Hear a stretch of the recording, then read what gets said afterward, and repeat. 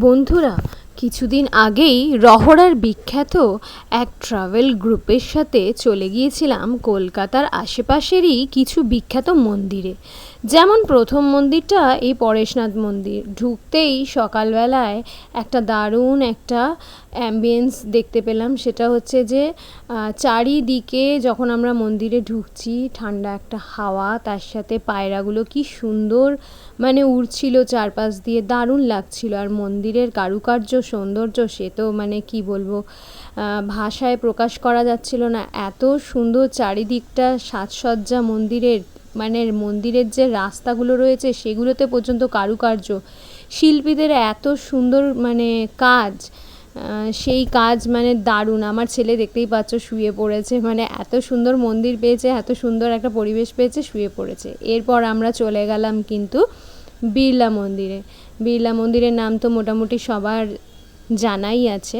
তো বিড়লা মন্দিরটাও কিন্তু খুব সুন্দর, শান্ত পরিবেশ, দারুণ।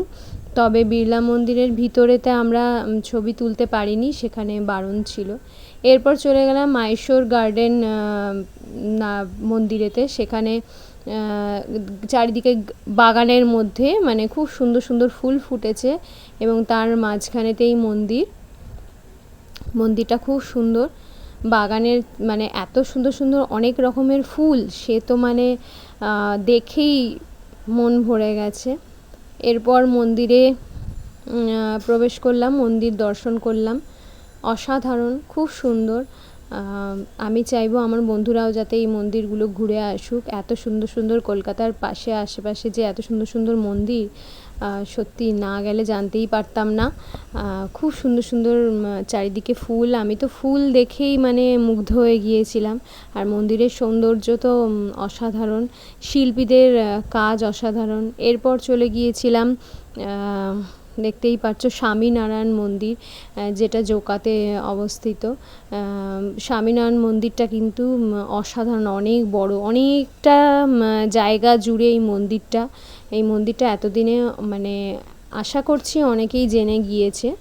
মন্দিরটা মানে অনেকটা বিখ্যাত হয়ে গিয়েছে, অনেক বড়।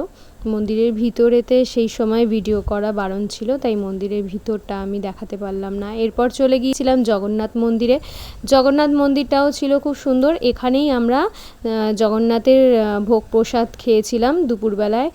তাতে পোলাও থেকে শুরু করে পায়েস, চাটনি অনেক কিছুই ছিল। এরপর চলে গেলাম ভূকৈলাস মন্দিরটা অনেক বড় উচ্চতায়। আর মন্দিরের সামনে একটা বিরাট বড় ঝিল ছিল বাঁধানো। এরপর দুর্গা মেট্রোপলিটন মন্দির। নমস্কার।